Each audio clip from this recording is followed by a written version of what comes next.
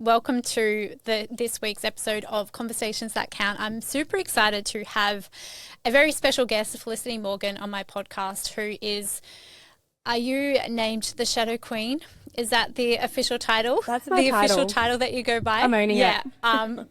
Yeah, absolutely. So I'm excited to have you here and talk all things shadow, because you're a wealth of knowledge in that space, and excited to dive deep into that, what it means and how you can utilize your shadow work and know your shadow self in everyday life and how it plays out as well. So welcome. Thank you so much. I'm so excited to be here.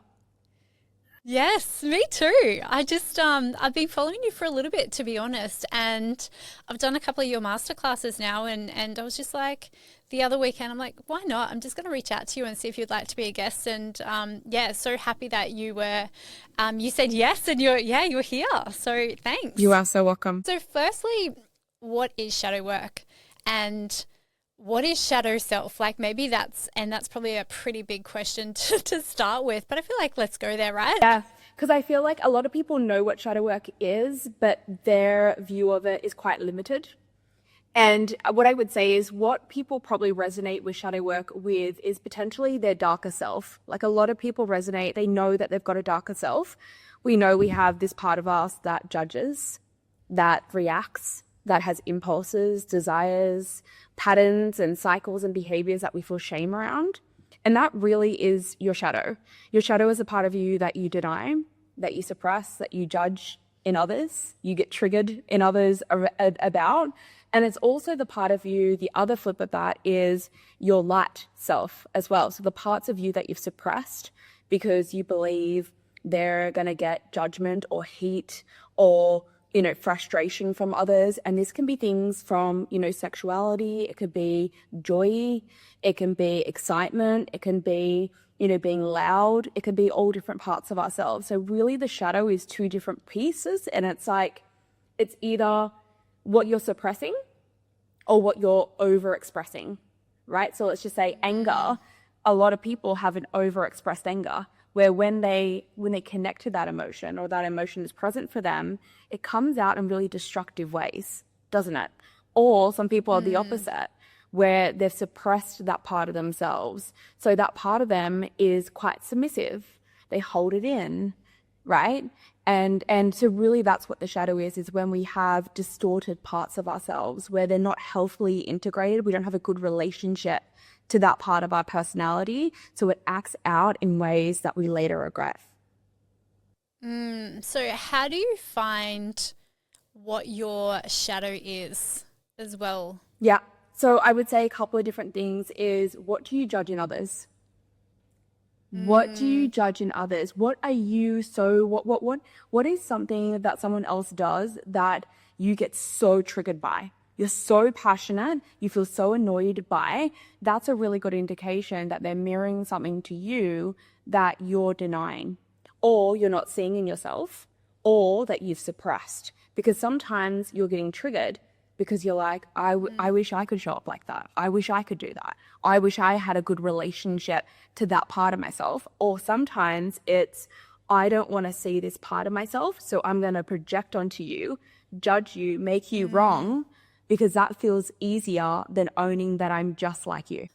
How good, like that reflection piece as well. And when you do feel, so when you do meet someone and you are triggered by them, or you have that judgment, how do you know that it's not just a judgment on them and it's actually you as well? Like, is there a difference there? Really good question. I feel like that's going to be so helpful to your audience.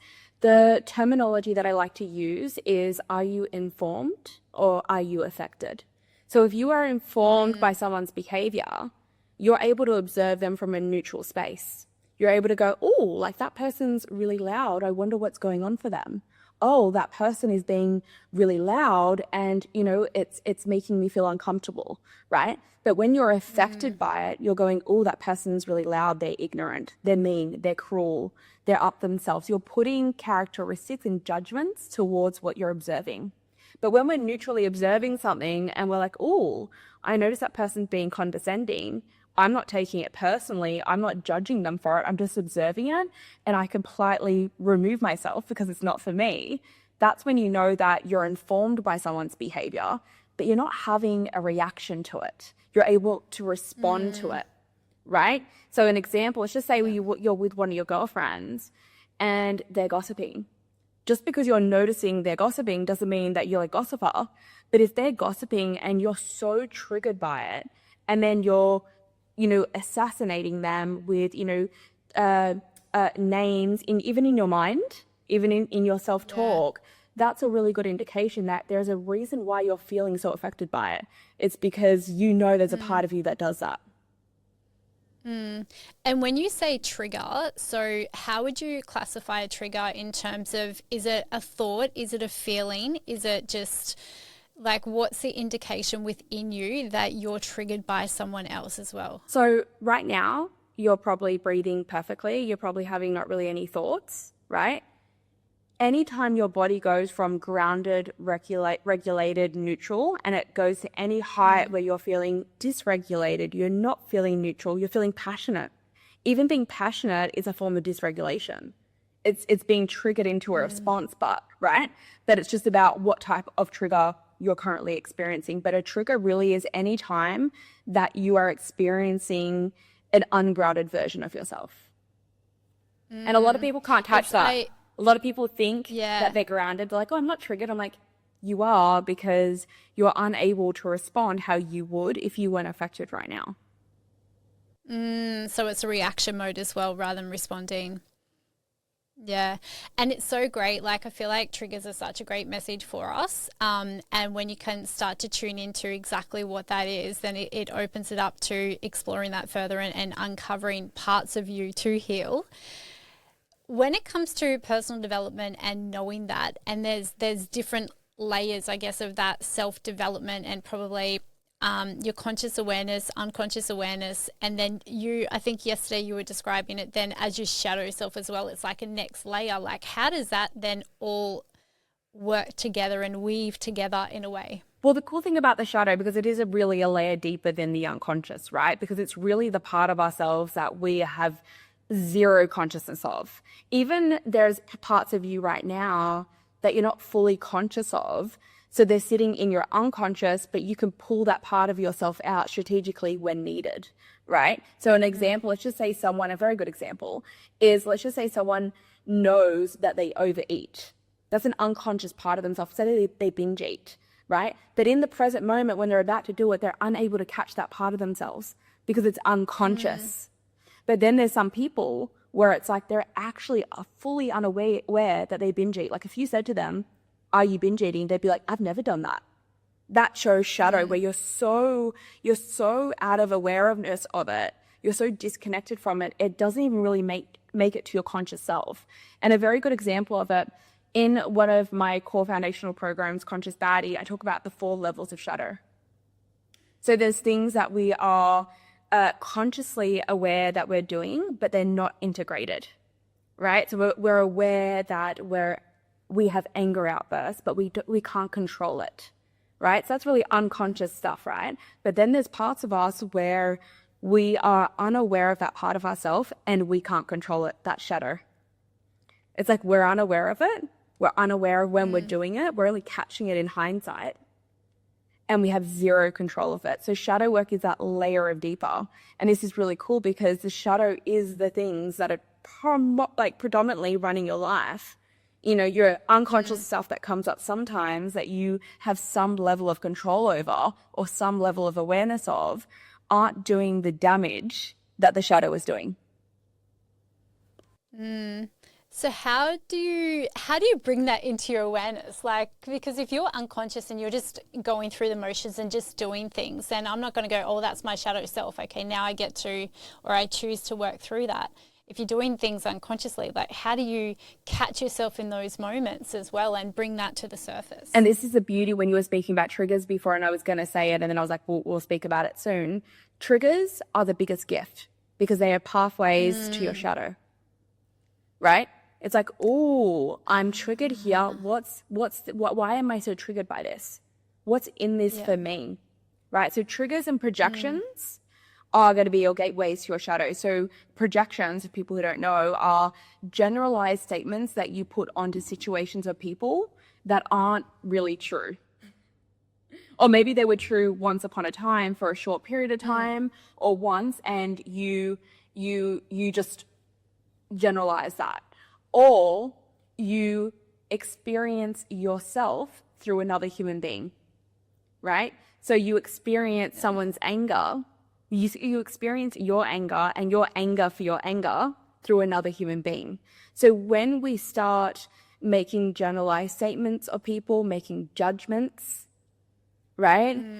Pointing fingers at people, getting triggered by people, that's going to help us bring that awareness to our internal self. So anytime that you're interacting externally with other people, you're going to be able to do shadow work if you choose the art of contemplation and self-reflection. So the art of that really is curiosity, right? So if you can start getting curious around, hey, I wonder if like the way that I'm viewing my partner right now isn't actually true. I wonder if I'm triggered because I'm actually just like them. I wonder if the way that I'm experiencing them, right, is actually a strategy by my shadow self, so I don't need to meet the part of me that's doing X, Y, and Z. So it's this art of like contemplation and curiosity, like questioning things instead of committing to your shadows and committing to your triggers and committing to your projections and committing to your judgments. You get curious about it. I love the word curiosity so much. And if we meet everything in curiosity, then we get the opportunity to learn through it at the same time rather than just have that acceptance of whatever is happening as well. What's our kids learn? That's the reason why kids go from like a 0 to 100 so quickly, because they're in this state of curiosity. They're interested in like, oh, who am I? What am I doing? What am I here for? What do I like? What do I don't like? But then eventually we get to an adulthood and somehow we just decide curiosity is no longer a thing that we want to dabble in because we're committed to be seen as the way that we want to be seen. And we don't want to be challenged on that. We're like, okay, cool, I'm done now. I don't want to be curious anymore. I just want to, this is who I am and this is how I like to be seen and this is how I'm going to present myself to the world. And anyone who challenges that, they're out. Anyone who challenges that, they're not for me. Anyone who challenges me in that is, negative, whatever it is. So curiosity really is the foundation of shadow work. It's getting back to that curious, expanded self when you were younger. Where was I going to go with that? I think you mentioned about the people around you as well and calling you out. I think you posted something this morning. I think it was this morning about your friends and how essentially like how good are your friends and do they call you out in your bullshit? How do you create an environment that or relationship with your friends that you can then call each other out on things that potentially are your shadows rather than accepting people's behavior and going, oh, that's just them, or oh, they're just having an off day, or they're just being a bit bitchy, or whatever the term you want to use. How do you actually, set up that environment? Firstly, I would say, let's take a step back and go, why are you in that environment in the first place? So why have you got a relationship where either one, you don't feel safe to call your friends out, or two, you're in a dynamic where you both don't call each other forward? And I'm going to say to you, both of you are gaining from that situation and that dynamic, because a lot of people identify love as someone who supports me and validates me and comforts me, where when you look into the realms of shadow work, we look at love as a space of someone who calls out your potential, calls you forward, doesn't let you, play in your shadow, doesn't let you play out toxic cycles, doesn't let you play out patterns. So I think even before going, how do I do that? We actually need to go into a space of self-responsibility and go, why do I have that? Why do I have that? Because it's great to, I could bring you a framework to do, but if you're still committed to the secondary gain of being in a relationship where no one calls you out, then no framework is going to help you. So I think it's really important to understand and observe our relationships and being like, okay, cool. Like, am I believing that they love me because they're validating me? Or how do I want to view love? And for me, like, I believe the most unconditional love that you can give someone is going, hey, I can see what you're doing and I'm not going to let you do that. How great to have people around you that can actually do that for you at the same time. Yeah. But it's also the most triggering thing, because in my post today, what I said, the most dangerous friend to have is someone who agrees with you all the time.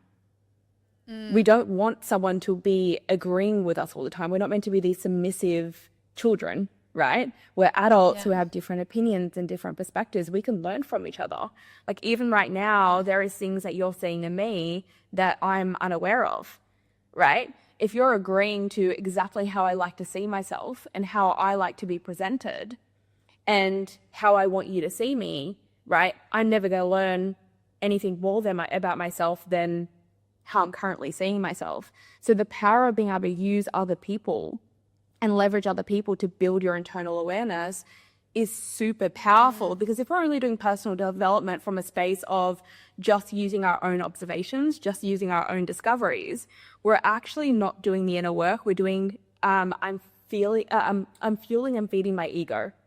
I'm finding things within my current state of awareness. That is so great. I don't think I've really heard it put that way as well, like using other people around you to actually to grow as well, because you can concentrate as much as you want on yourself, but then it's also in the relationships and the dynamics and having the exact same conversation with them and growing through that as well, because they're always going to bring new things to the surface for you. Yeah. Because even So from a great. space of building confidence, like a little practice that my girlfriends and I do together is, what are 3 traits that you love about me that potentially I'm not utilizing or seeing?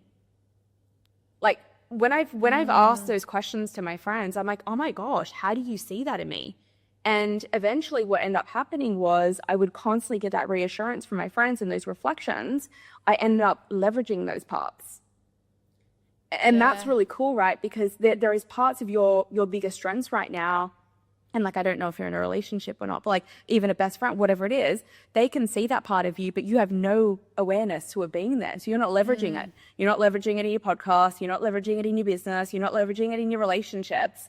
But having the power of other people being able to reflect things to us is so powerful, because it opens up our awareness. I love that so much. And I'm here like thinking about, people in my life at the moment as well, and the conversations I have with them, and how, like, I just loved, what can you see in me that I might not see? It's such a beautiful and empowering question at the same time. And that's cool as well, because it just goes to show shadow work isn't always negative. It's about building a power that we are unable to see. So it's like, hey, how can I address the parts of me that's sabotaging me? The darker side of myself where, I'm being destructive, I'm being unhealthy, I'm being toxic, I'm being, whatever it is. But also, what parts of me am I not leveraging? What parts of my strengths that I'm not seeing, that I'm not even noticing that this is actually an incredible part of myself? Because we've been in our own bodies and our own minds. I don't know about you, but I'm 35 from memory, turning 35 this year, actually. Like, you get used to your personality. So it doesn't feel like new and shiny. You don't really get to know what makes you different. But using people and leveraging shadow work allows you to self-reflect with other human beings and learn more about yourself through other humans. It's just like a continuous growth cycle, right? You mentioned about secondary gain earlier as well. Like, what is secondary gain? And when you find yourself in an environment that you are feeling triggered, how do you uncover what that secondary gain is? Yeah. So secondary gain is pretty much anything and everything that you claim that you dislike or hate about your life right now. You wouldn't continue to play it out, or you wouldn't continue to have that unless you were gaining something from it. So shadow work plays in the realm of you are attracting everything that you want. Whether the want is unhealthy for you, there still is gain. And that can be really hard to see, and it can be really hard to hear, because there's, some things that you're like, I would do anything to get rid of this. And I'm not saying that you don't want that, but I'm here to tell you that the thing that you're gaining from that thing right now, you're not willing to give up. So have you got an example that you can provide? Like if we go back to when you were talking about the friendship group as well, and, you know, potentially toxic, or you're not calling each other forward, how would you uncover a secondary gain from that? Okay, so let's say you're in a friendship where you're feeling like you're the most self-aware one. You're coaching your friend. She's always going through breakups and, you know, dating fuckboys, and you're feeling like you're always like being there for her, right? You're always the ears. You're always holding her, and you're feeling like, oh, I feel like a lack of support in that relationship. Most people will go into victim mode. Poor me, I have no friends that care about me or support me. I'm always the one helping everyone else. Like they'll go into that victimhood. What I will say to you is, for as long as you are the most self-aware one, you're always the one supporting you, you don't need to be seen in your shadow. You don't need to be vulnerable. You don't need to be honest. You don't need to be honest about the parts of you that need support. There is always secondary gain in every single thing that we do. And the way that we usually find it is asking ourselves a simple question is, I love this cycle. I love this relationship. I love X, Y, and Z because I get to ... What do you get to do? Who do you get to be that you secretly love? Once again, I'm not doing victim language. Victim language is, you know, I get to not be supported. It's like, no, you get to hide. You get to feel superior. You get to feel superior in that relationship because you're the self-aware one. She's dating the fuckboys. You're not. You're the one who's able to coach her, right? So it's even seeing in those dynamics that we say that we dislike and we wish, you know, our life and our relationships would be wildly different. I've never not seen someone have secondary gain in something that they claim that they hate. Such a beautiful question. I was going to ask you, like, what's one of your favorite questions, but I feel like that one there is brilliant. So good. And I shared this on, I don't know where I shared this recently, so it doesn't really matter. But I remember there was a time, like I came from, you know, I'm well off now and I have an incredible business and very established. But there was once upon a time where I was literally like, had no money. Like I would, sometimes my account would get down to $10, $100 with 2 kids. And I remember doing shadow work on myself and being like, what is the secondary gain in this? Like I'm saying I want to make money and I'm saying I want this, but somehow I'm in these cycles of making money and then somehow it just goes. Like I would literally get the most random bills of like, you know, electricity company, you know, looking for me from 3 years ago and it's like $1,000. I'm like, what is going on? Like I would attract so much pain and attract so much like bad luck, let's just say. And I remember having this conversation with myself and realizing that when I struggled, I got attention from my mom. My mom felt bad for me. I was a single mom with 2 kids. People felt bad for me. People sympathized with me. Everyone would tell me how amazing I am, that, you know, I am, you know, not making much money and I'm always making it work. Like I had secondary gain was the sympathy that I was getting. You know, no one would be mean to me because they felt bad for me. All my family would bow to me because they were like, you're struggling with 2 kids. You're a single mom with 2 kids. Like there was so many things that I got away with. And when I addressed that part of myself, literally within a year, I went from like living week to week to like fully getting my shit together and living quite abundantly, like within like 12 months. And that was really cool because I addressed the thing that I was actually gaining from that situation. And when I brought that to light, I was like, oh, I actually don't want this anymore. How great that you've got that evolution as well, and from where you were to where you are now. How did you become deemed as the Shadow Queen, and what was your journey? I was the most manipulative, toxic, unhealthy human being that I knew. And that's really where I got the Shadow Queen status from, not from a space of just like knowing shadow work and being able to teach it and coach it, but from being someone who transcended and integrated some really nasty shadows, right? And that's the power of this work, right? It's easy to teach shadow work, but can you actually transcend the things that you're teaching? So for me, I went from someone who was completely broke, reactive, dysregulated, angry, spiteful, judgmental, jealous, all these like intense, you know, parts of me that pretty much pretty much like led my entire life. Like they were the forefront of my personality back then, you know, to someone now who can, you know, run a multi-million-dollar company with 2 kids and like it's easy, right? There's no drama, there's no gossip, there's no like things going on all the time. It's like I'm actually created a very grounded, regulated life. How has shadow work, well, first of all, like, is there a place for shadow work always? And in self, like, do you still do shadow work in your, like, where you are right now? Do you continue that journey? There's always a place for shadow work because there's always a space for ownership.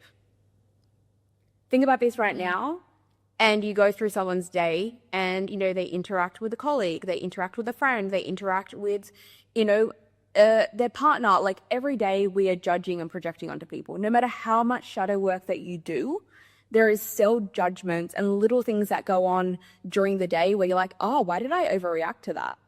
Why did I just judge that person? Like my tone with my partner, I was making it mean that he meant this when really he just meant Y.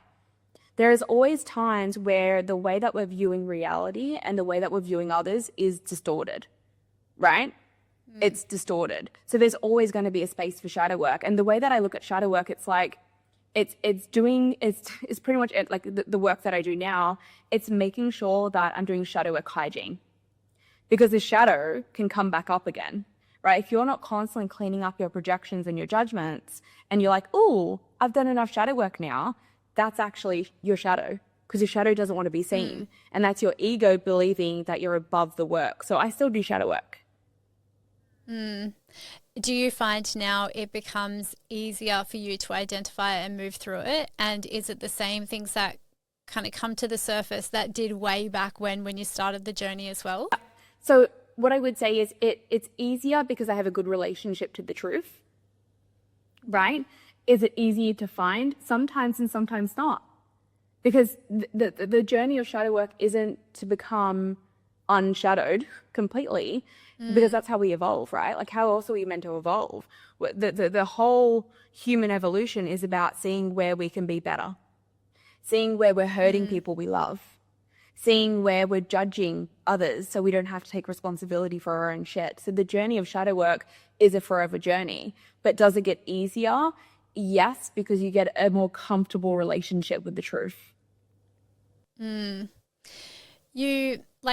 A lot of your content now is with your daughter as well, and you learn through your family and through your kids as well. How does that play out from a shadow perspective as well, and dynamic? Because I can imagine if something's happening externally to you and your kids, they're young or little and you know, might misbehave. In that moment, how do you go, oh, that's my shadow here teaching me a lesson? Like how do you learn through your kids? Yeah, this is such a good question, because those who haven't been on my social media yet, I teach a lot about how we project onto our kids. So ultimately we project onto our kids through a few different ways. The first way is projecting unresolved emotions. So an example of that, let's just say I went to work and my boss fired me, right? But I didn't speak up. Or maybe he had a hard conversation with me and he was rude to me, and I got anger for him. I don't process that anger. I go home, my daughter asks me to read with her, and I snap at her. That's projecting those emotions for someone else. And because I didn't process them, now my daughter has been attacked, right? So that's that. And most parents, I would say, do that. You know, they're feeling, you know, unsatisfied in their life. They're feeling anger at themselves. They're feeling shame for themselves. They're not feeling happy in their relationship, in their body, in their career. And because they're not processing their emotions, that anger and that shame is actually getting projected onto their kids, right? So that's how we know that it's our shadow. And a good question is to ask yourself, does my emotions make sense for this situation? Like if my daughter is just simply asked, or maybe let's just say she dropped a plate. Does my anger, does that really make sense for my daughter to get yelled at? Probably not. It's a plate. It's an innocent mistake, right? So when we can start exploring, like, do my emotions make sense for the situation that I'm dealing with? Do I feel like I'm overreacting? Am I feeling shame after my interaction with my kids? That's a good indication that you're projecting your shadow onto them.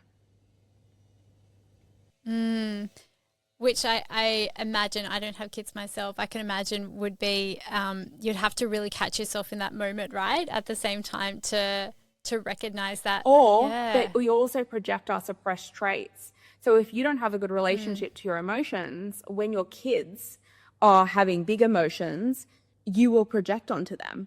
You will say things like, stop being so silly, stop crying, you're being a brat, you're being, attention seeking, you're being too much. Yeah. You always whinge. When we don't feel comfortable with the parts of ourselves that they're currently displaying to us, we will deem them bad. We will make them wrong for it. So ultimately you project two things onto anyone, let's just say. And one is traits that we don't want to own in ourselves, traits that we've suppressed, traits that we judge in ourselves, traits that we can only see in other human beings. We project on that onto other people because we don't want to witness that in ourselves. So it's safer for me to meet myself through you than owning that's actually me, or we project unresolved emotions.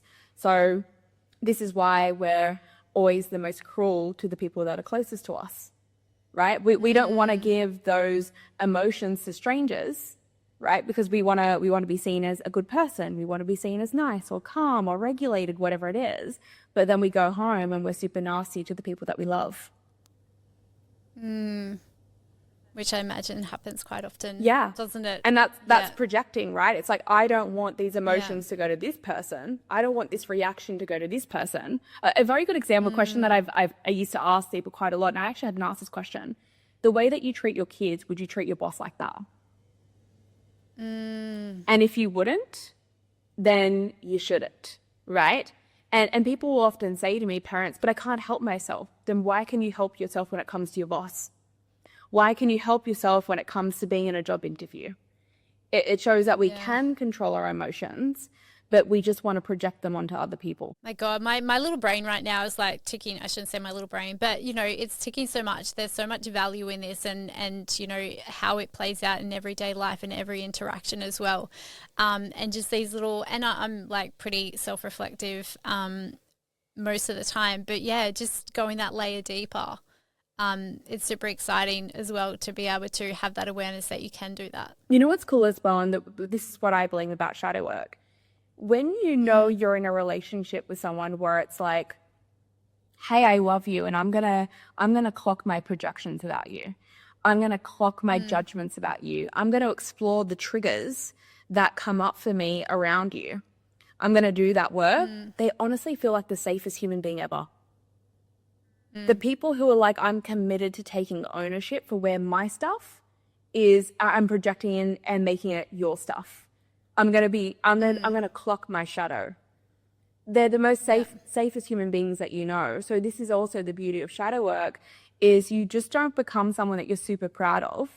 You become someone that people literally find you 20 times more attractive, because they know that they can be their most raw versions of themselves and they're not going to be judged. They're not going to be projected on. You're not going to be, getting triggered by them. They could be their most bold, expressive, most successful selves, and you're not triggered by them because you've done the shadow work to clean up your shit around that. How has doing this work helped in your relationships and also like with your children too? Yeah, I would say the first part is being able to clock myself before I make my problems their problems. That's the main thing. It's like that's the power of this work in general. It's like if I'm feeling insecure, if I'm clocking that and I'm doing that shadow work of where I'm feeling insecure, I'm then not going to project onto someone to get my power back. Right? Because when we feel insecure, we seek to feel secure and powerful. But if we're not clocking that part of ourselves that feel insecure, it's why we have trolls online, right?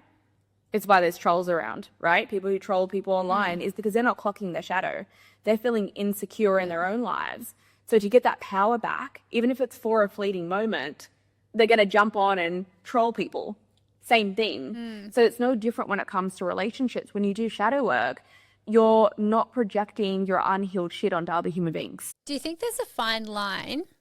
And I'm like wondering if I'm going to articulate this the right way. So if you're in a dynamic where you do have that open relationship, that you can have those beautiful conversations about your shadow, is there a fine line that where enough, it's too much in a way, or you've gone too far in terms of your shadow? Because of what stage would someone then potentially take that personally? Or is, if someone takes it personally, again, that's your shadow revealing itself? Like, does it kind of do at some stage damage to the relationship? I hope that came out the right way. I would say, and I actually do this in a lot of my programs where I offer like the next phase, where it's like, what's the balance of what's mine, but what's yours? Because we don't want to go into a realm of shadow work where I'm taking responsibility for everything, that then I allow toxic shit, right? Or I'm constantly seeing where my responsibility is, that I'm not actually saying, hey, no, this is yours to deal with, and it has nothing to do with me. So that's the art of being able to discern informed versus affected. What's mine and what's theirs. And if you can balance that in your relationship and be super honest about it, I couldn't see a time where that would be unhealthy, because our ego is constantly trying to see where we're not responsible. Our ego isn't like, give it all to me. Like, our ego is very rarely going to go, unless you've been doing shadow work. It's protective. Yeah, for many years, many. I'm talking like you are committed, right? You are you are committed. There's never really going to be a time where there isn't something in that for you. Even if it means this person's in the wrong, but my reaction, is keeping this cycle still going, right? So there's always something for us to explore. Okay, cool. Like, even a really good example, and I said this on a podcast the other week, and this can be a bit of hard to hear, but even for me, when I was in an abusive relationship, I did shadow work on it. This is very, very, very, very long time ago. And not from a space of I wasn't the victim, but from a space of, what can I learn from this dynamic to make sure I never attract it again? Why am I falling in this? What's in this for me? What lesson have I not learnt that has led me to attract another abusive relationship?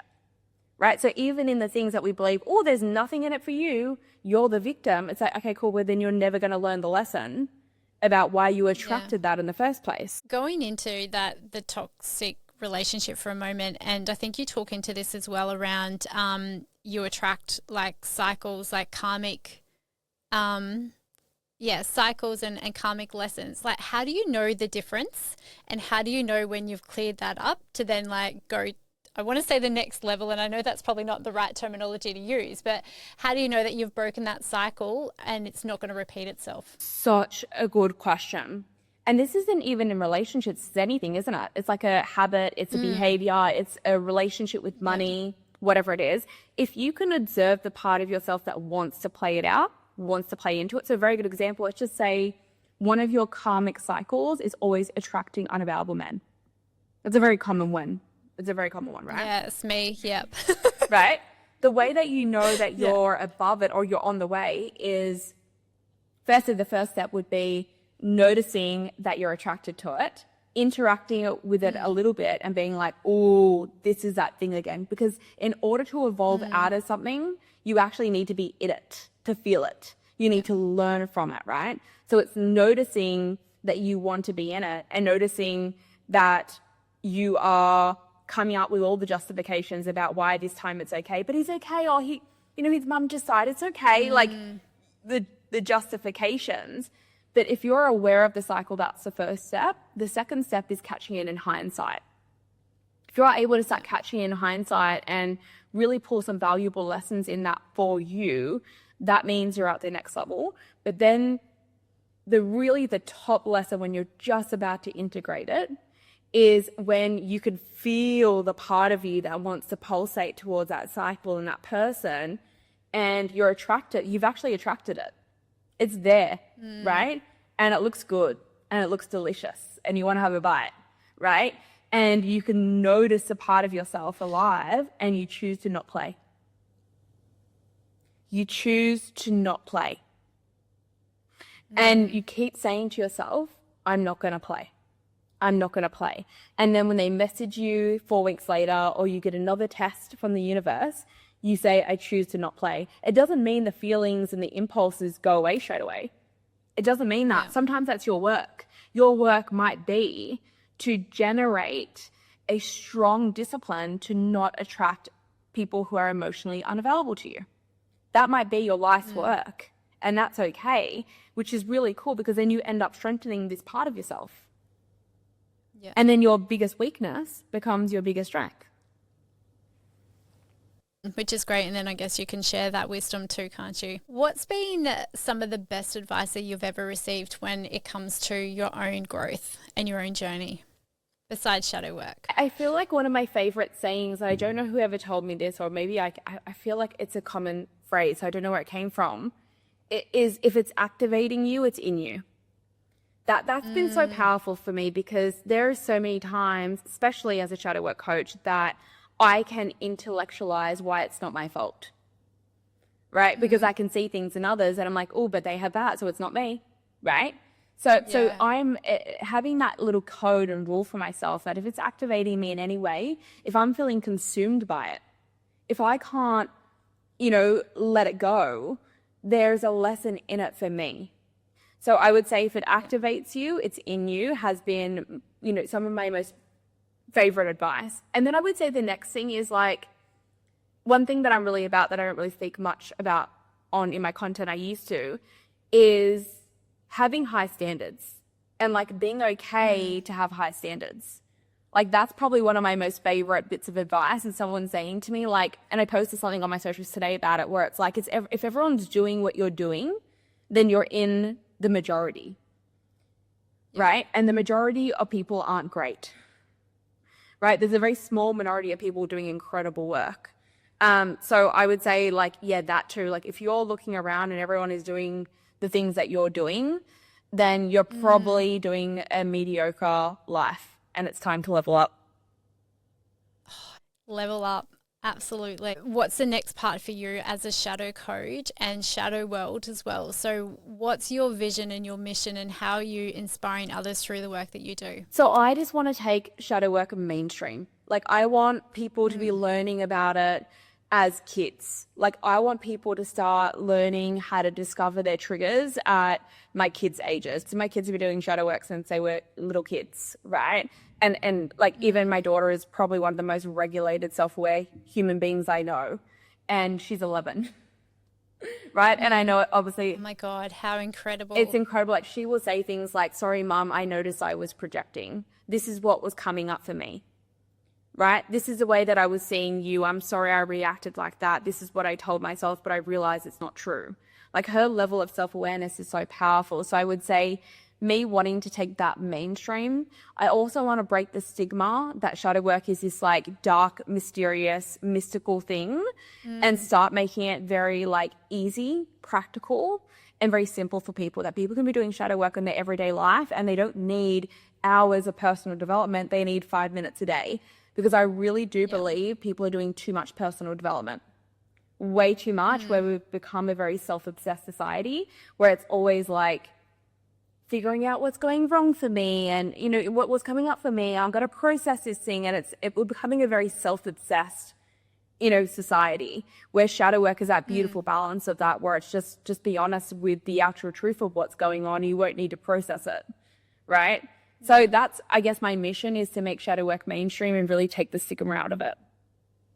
Do you find the more that you do shadow work, it closes the circle of influence around you at the same time? And what I mean by that, you mentioned about, do you live a mediocre life? And so if you're starting to do things differently, you're then the minority. So when you're the minority, like, you kind of, I don't know, is lonely the right word? Or is it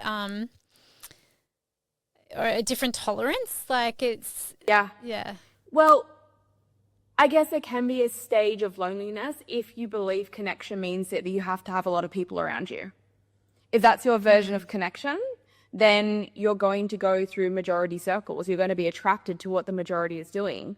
But for me, I don't know, like I've got a handful of friends, and even for me, I get more satiation from hanging out with one friend who's highly intelligent, super connected, super self-aware for 1 hour than I used to when I used to have 50 friends and would be all together on a 3-day road trip.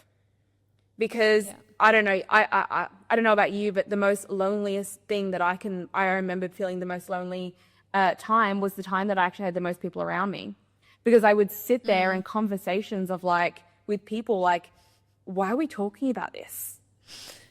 Yeah. Why are we talking about this? Right? Why are we talking about them? Why are we talking about this? Why are we like, for me, that felt like the loneliest season of my life. So I would say no. Actually, when you level up and you become a more self-aware human being, you actually get the connection that you crave. So great. You've given so many like golden nuggets throughout this podcast as well. Like I'm excited to even listen back to it as well, because there's so much wisdom there as well. What's inspiring you right now? What's inspiring me right now? I would say the age that my kids are at. Like they're just, my boy's 10 and my little girl is 11, and I'm entering this new stage in parenting where you're really setting them up for life. And I'm just learning. I'm learning and I'm experiencing and I'm making mistakes and I'm correcting them and I'm having really cool conversations. So I would say my biggest inspiration right now is my kids and just supporting them through this next phase of their life. And my daughter's going through puberty and like she's going through different things. And I would say like that's my biggest inspiration now. Has your focus changed a little bit because of now the ages that they're at as well? Well, they can hold deeper conversations. Like they understand, like we can bounce together now, where there was once upon a time I would, ask them a question and the answer that they gave me would literally be the answer. And they didn't really have the self-awareness to dive deeper, where now I'm having really powerful, expansive conversations with my kids. So the parenting's a lot different. The conversations are different. The way that I can hold space is different. The way that they can hold space for me is different. And, I can be more open and honest with them about things that potentially, I needed to maybe not discuss with a 7-year-old. And it's just a more of an open relationship now, which is cool. How beautiful that the work that you're doing and the work that you teach others, that you can now have that relationship with your kids as well. Like I can imagine that's just so incredibly powerful and like a really sense of achievement at the same time. It is. Yeah.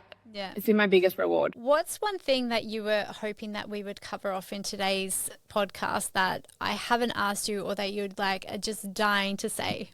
Oh, that's good. I actually didn't have any expectations for today's podcast, because my goal for this podcast wasn't to get what I wanted to say out. It was to be open to be answered anything. So I wouldn't say that there was anything that I would, I was dying to say. I feel like you asked really good questions. Oh, thanks. I appreciate that. I love that. I've got such a curious mind, and I did another podcast interview actually before yours, and I was saying to the girl, I just want to be the best version of me. Like that's probably my biggest goal, because I think when you're the best version of you, it has the ripple effect out to everyone else as well. And so, if there's something that you're curious about, you lean into at the same time and go, oh, how can I apply that to me, and how can I learn and grow through that as well? So, if there's people are doing great things, I'm going to ask questions, because I'm naturally curious myself, and like, oh, how do I apply this to me and my listeners, and how do you share that so much as well? Because I'm sure there's other people that, are going to learn through all of this conversation as well. So good. Well, that's a growth mindset, right? The only way we can grow is through curiosity. That's all the questions like that I have for you. Like I've absolutely loved this conversation, and I love what you're doing, and, everything that you stand for and your content as well. So for listeners, make sure that you follow Felicity as well. There's so much value in there, and, you've given such great self-reflective questions in the episode as well. Oh, thank you. Thank you so much for having me. I appreciate it. Yeah, absolutely loved it. And thank you for your time.